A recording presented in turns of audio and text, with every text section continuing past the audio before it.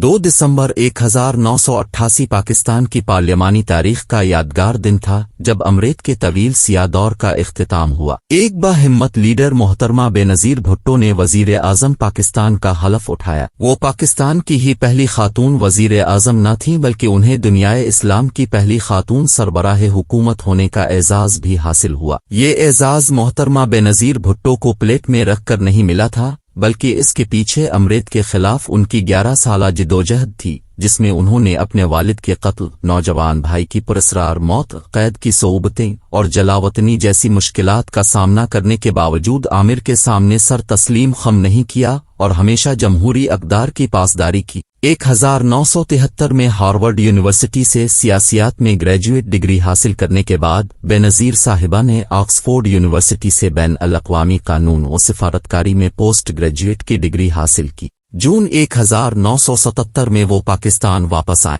उनके वालिद वज़ीर आज़म ज़ुल्फ़िकार अली भुट्टो ने अमून ख़ारजा के असरार और रमूज़ के हवाले से उनकी तरबियत की थी। अक़वाम मुत्तहिदा की सलामती काउंसिल के इजलास में शिरकत हो या शमला मुआहदे पर दस्तखत की तकरीब, वो अपने वालिद के साथ मौजूद होती थीं। कम उम्री में ही उन्हें सरबराहान ममलुकत से मिलने और अपने वालिद को हुकूमती उमूर अंजाम देते हुए करीब से देखने का मौका मिला, जिससे उनका मुशाहिदा वसी और गहरा हुआ। बेनज़ीर को कुतुब बीनी का शौक अपने वालिद से वर्से में मिला था। उनकी खुद नविश्त 1988 में डॉटर ऑफ द ईस्ट और 1989 में डॉटर ऑफ डेस्टिनी के उन्वानात से शाये हुई। उनकी किताब रिकन्सिलिएशन, इस्लाम और डेमोक्रेसी एंड द वेस्ट उनकी शहादत के बाद 2008 में शाये हुई। 5 जुलाई 1977 को ज़ुल्फ़िकार अली भुट्टो का तख्ता उलट कर जनरल ज़ियाउल हक ने मुल्क में मार्शल लॉ नाफिज कर दिया। ज़ुल्फ़िकार अली भुट्टो समेत दीगर सियासी कायदीन, अदीबों, सहाफ़ियों, दानिश्वरों और सियासी कारकुनों और हर इस शहरी को गिरफ्तार कर लिया जाता जो आमिरीत के खिलाफ आवाज़ उठाता। तमाम तर जुल्म के बावजूद मुल्क में बड़े पैमाने पर एहतजाज शुरू हो गया, जिसे रोकना आमिर के बस में न रहा तो भुट्टो साहिब को रहा करना पड़ा, लेकिन 16 मुब्र 1977 को उन्हें दोबारा गिरफ्तार कर लिया गया। अक्टूबर 1977 में मोहतरमा बेनज़ीर भुट्टो पीपल्स पार्टी की मरकजी मजलिस आमला की रुकन मुकर्रर हुई और उन्होंने मुल्क में जमहूरियत के लिए सियासी जिदोजहद का आगाज किया। 4 अप्रैल 1979 में ज़ुल्फ़िकार अली भुट्टो को फांसी दे दी गई और बेगम नुसरत भुट्टो और बेनज़ीर भुट्टो को गिरफ्तार कर लिया गया। 6 माह बाद रिहाई मिली, लेकिन दोनों को घर में नज़रबंद कर दिया गया। मुश्किल तरीन अमली सियासत, कैद वबंद की सोबतों, कैद, तन्हाई और मार्शल लॉ की सख्त पाबंदियों के बावजूद बेनज़ीर भुट्टो और बेगम नुसरत भुट्टो ने 1981 में सियासी जमातों के साथ तहरीक बहाली जमहूरियत का इत्तेहाद कायम करके मुनज़्ज़म जद-ओ-जहद का आगाज किया,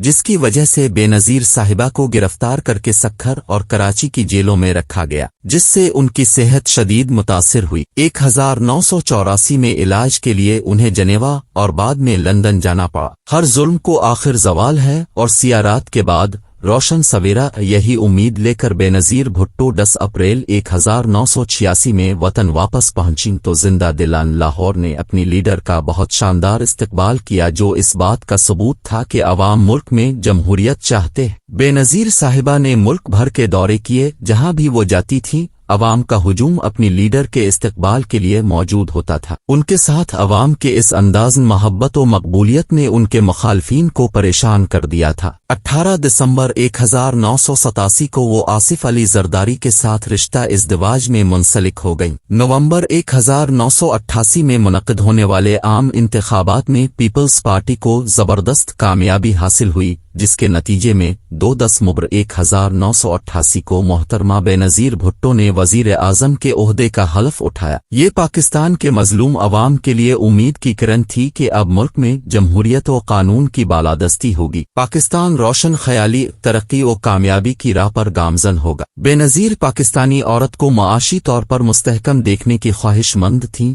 इसलिए उन्होंने अवाम की फलाह व बहबूद और ख़ास तौर पर ख़वातीन की तरक्की के लिए सरकारी सतह पर पॉलिसियाँ बनाईं। 1989 में उन्होंने फर्स्ट वुमेन बैंक की बुनियाद रखी। बहुत ही कलील मुद्दत में उनकी हुकूमत को 16 अगस्त 1990 को इस वक्त के सदर इसहाक खान ने बदउनवानी के ऐसे इल्ज़ामात लगाकर उसे बर्खास्त कर दिया जो आज तक साबित नहीं किए जा सके।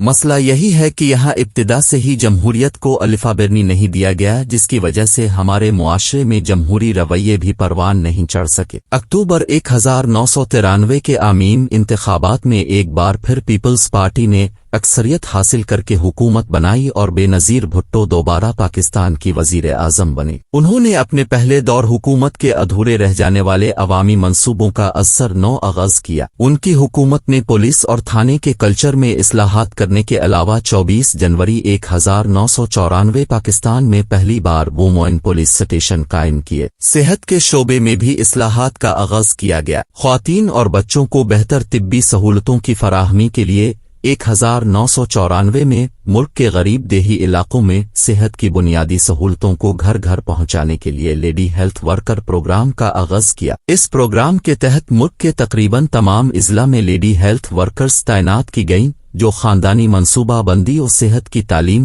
حفاظتی ٹیکوں، گروتھ مانیٹرنگ، دماغی صحت کی اسکریننگ اور مقامی سطح پر صحت کی دیکھ بھال جیسی سہولتیں فراہم کرنے لگیں۔ ایک بار پھر ان کی اپنی پارٹی کے منتخب صدر نے جمہوری حکومت کو 5 سال کی آئینی مدت مکمل کرنے نہ دی اور نومبر 1996 میں ان کی حکومت کو برخاست کر دیا گیا۔ لاہور ہائی کورٹ نے بدعنوانی کے الزامات پر انہیں سزا سنائی تھی، جسے 2001 میں حکومتی مداخلت کے واضح ثبوت کی بنا پر سپریم کورٹ نے کالعدم قرار دے دیا۔ جنرل مشرف کے مارشل کے دوران انہیں ایک بار پھر ملک چھوڑنا پڑا۔ اس دوران پیپلز پارٹی اور مسلم لیگ نون کے درمیان لندن، دبئی اور سعودی عرب میں پارٹی سطح پر ہونے والے کامیاب مذاکرات کے نتیجے میں انسان جمہوریت پر بے نظیر بھٹو اور میاں نواز شریف نے دستخط کیے۔ اکتوبر 2007 میں 8 سال کی جلا وطنی ختم کر کے بے نظیر بھٹو دبئی سے کراچی پہنچی، جہاں عوام نے اپنی لیڈر کا فقید المثال استقبال کیا، لیکن ان کی اس ریلی پر دہشت گرد حملہ ہوا، جس کے نتیجے میں 100 سے زیادہ کارکنوں جاں بحق ہوئے